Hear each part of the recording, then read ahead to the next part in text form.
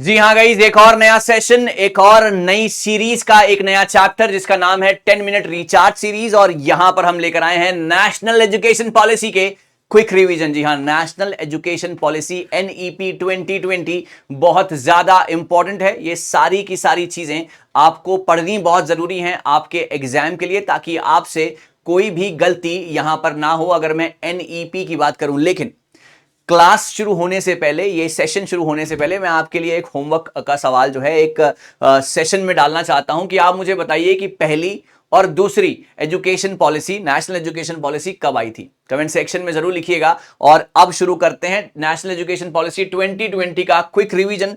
सबसे इंपॉर्टेंट बात अगर नेशनल एजुकेशन पॉलिसी 2020 में है कि अब यहां पर जो ये पॉलिसी है ये स्टूडेंट सेंट्रिक पॉलिसी है ना। स्टूडेंट सेंट्रिक का मतलब क्या हुआ? स्टूडेंट सेंट्रिक का मतलब ये हुआ कि अब जितनी भी चीजें रखी जा रही हैं, जितनी भी चीजें जो है यहां पर इन्वॉल्व की जा रही हैं, वो सारी की सारी स्टूडेंट्स को ध्यान में रखकर की जा रही हैं। दूसरी चीज यहां पर आई है स्टूडेंट सेंट्रिक के साथ जो एक और चीज चलती है वो है फ्लेक्सिबिलिटी। अब स्टूडेंट्स को ज्यादा रास्ते, ज्यादा अपॉर्चुनिटीज दी जा रही हैं। अपॉर्चुनिटी जो है बेस्ड ये पॉलिसी है, स्टूडेंट अपॉर्चुनिटी बेस्ड जो है ये पॉलिसी है, जहां पर बच्चों को और ज्यादा चीजें जो है बताई जा रही हैं, सिखाई जा रही हैं। ना केवल थियोरेटिकल नॉलेज बल्कि यहां पर जो है ओवरऑल एक पर्सनालिटी डेवलपमेंट की एजुकेशन पॉलिसी 2020 में बात की जाती है। तो आइए, इसके कुछ सवाल भी हैं हमारे पास। वो सवाल क्या है? पहला सवाल, एनईपी 2020 फोकस किसके ऊपर करती है? Formative assessment based progress cards, summative assessment based progress card, comprehensive assessment based progress card, या फिर 360 डिग्री होलिस्टिक प्रोग्रेस कार्ड। जी हाँ, ट्राई करेंगे सभी बच्चे। राइट आंसर्स गाइज, इंतजार कर रहा हूं। राइट आंसर्स गाइज, इंतजार कर रहा हूं सभी लोगों का। जल्दी से गाइज, शाबाश।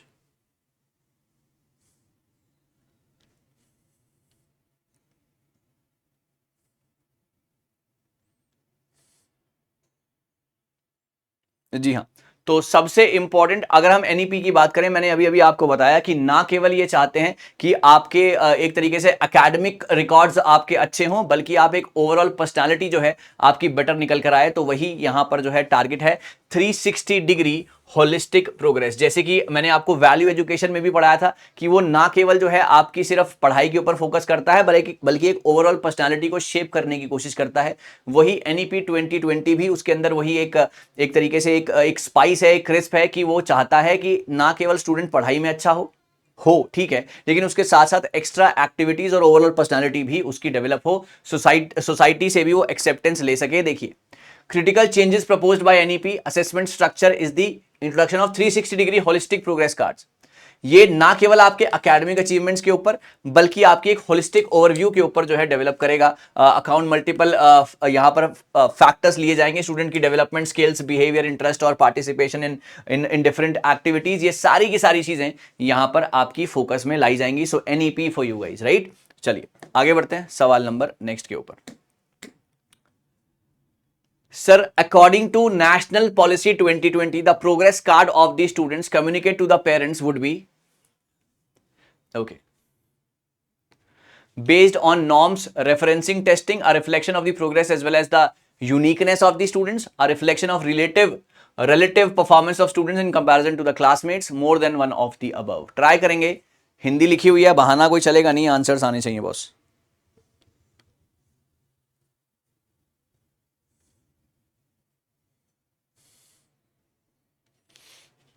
ओके गाइस, तो अगर मैं यहां पर फोकस डालता हूं, तो यहां पर फोकस डालने का जो मेन मतलब है, जो मेन आइडिया है, वो क्या है कि नेशनल एजुकेशन पॉलिसी 2020 आया है। प्रोग्रेस कार्ड वो स्टूडेंट्स का जो है पेरेंट्स को कम्युनिकेट करेगा। वहां पर क्या लिखा होगा?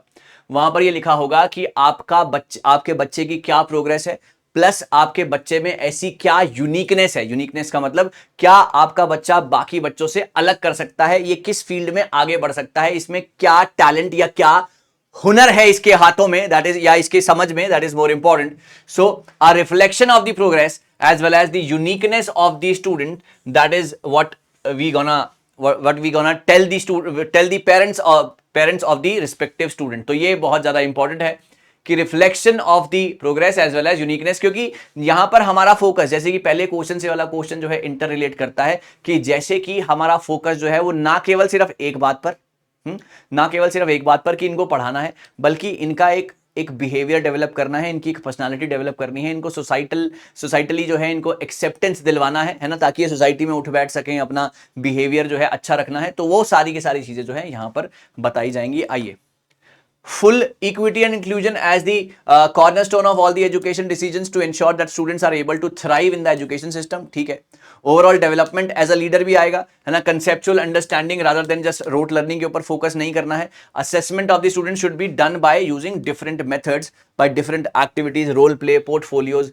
मतलब हर तरीके से स्टूडेंट्स को बेटर से बेटर की तरफ लेकर जाना है, बेटर से बेस्ट की तरफ लेकर जाने की कोशिश जो है एनईपी 2020 कर रहा है। ठीक है जी, चलिए आगे बढ़ते हैं।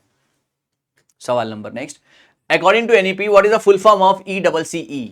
जी हाँ, ECCE का फुल फॉर्म क्या है? जल्दी से ट्राई करें सभी लोग।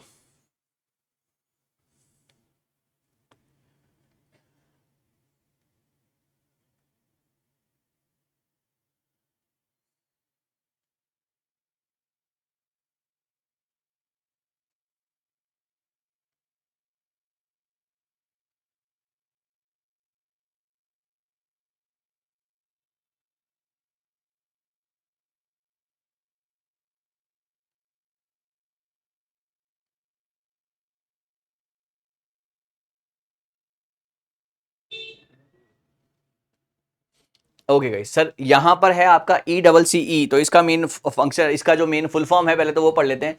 Early childhood care and education.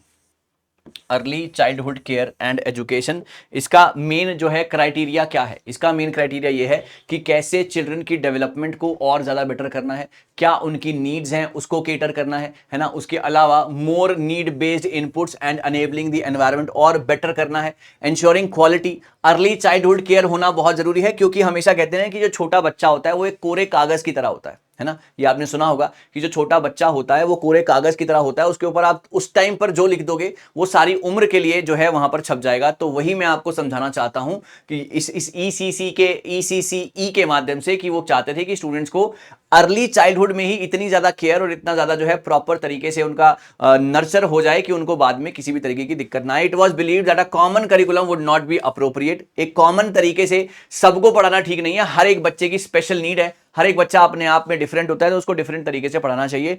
Goals of different domains of development, that is physical, language, cognitive, social, emotional, creative, aesthetic appreciation to be foster to ensure holistic development. मतलब हर तरीके, हर एक कॉर्नर जो है कवर करना है, हर एक तरीके से जो है बच्चे को बेटर से बेटर करने की कोशिश करनी है। ये कहता है आपका ECCE, that is early childhood care and education. सवाल number next, National Education Policy 2020 states that learning should be content oriented, textbook oriented, experiential या behavioristic। बताएंगे सर। अच्छा सवाल है, ट्राई करेंगे, छोटा सवाल लेकिन धमाका सवाल। Everybody please do it.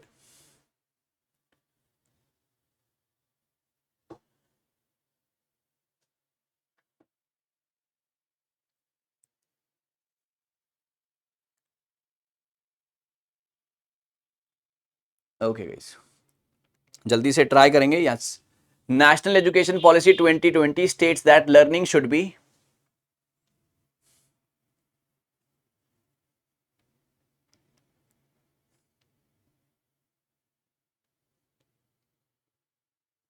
बिल्कुल सही सर। यहां पर जैसे कि अब हम शुरू से बात करते हुए आ रहे हैं, तो यहां पर कंटेंट ओरिएंटेड के ऊपर हम बिल्कुल फोकस नहीं है, टेक्स्ट बुक के अंदर भी नहीं है, बिहेवियर के अंदर भी नहीं है, बल्कि हम पूरा है एक्सपीरियंशियल लर्निंग के ऊपर, हमारा फोकस ही है सी पार्ट के ऊपर।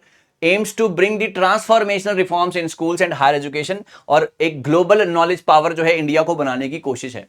पॉलिसी जो है will usher in sweeping the changes and ensure policy of the country including a renaming of the Ministry of Human Resource Development as the Education Ministry। पहला काम इन्होंने ये किया। NEP 2020 is based on the principle that education must develop not only the cognitive capacities but also the social ethical।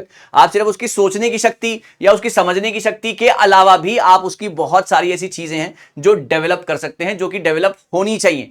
तो इसलिए वो कैसे होगा? वो एक्सपीरियंशियल लर्निंग से होगा। आपको जो है उनको एक प्रॉपर तरीके का एनवायरमेंट देना होगा, आपको उसको ज्यादा ज्यादा से ज्यादा चीजें जो है सिखानी होंगी, समझानी होंगी, एनवायरमेंट देना होगा, हमने पीछे पढ़ा रोल प्ले करवाना होगा, है ना, चीजें और बेहतर तरीके से जो है वहां पर होनी चाहिए। NEP 2020 has given emphasis on conceptual understanding, creativity, critical thinking, human ethical values and constitutional values. ये सारी की सारी चीजों का होना बहुत ज्यादा जरूरी है when it comes to NEP। Sir एक और सवाल है, national education policy 2020 lays emphasis on learning for exam, rote learning, practical and drill, conceptual understanding। सोच समझ कर जवाब देना, राइट आंसर्स आने चाहिए गाइस, सभी के फुल मार्क्स होने चाहिए भैया, जितनी भी मैं सीरीज लूंगा ना सब में आपके पूरे नंबर आने चाहिए। Thank you so very much, meeting again with some more important, with some more fantabulous sessions ahead। Thank you so much guys।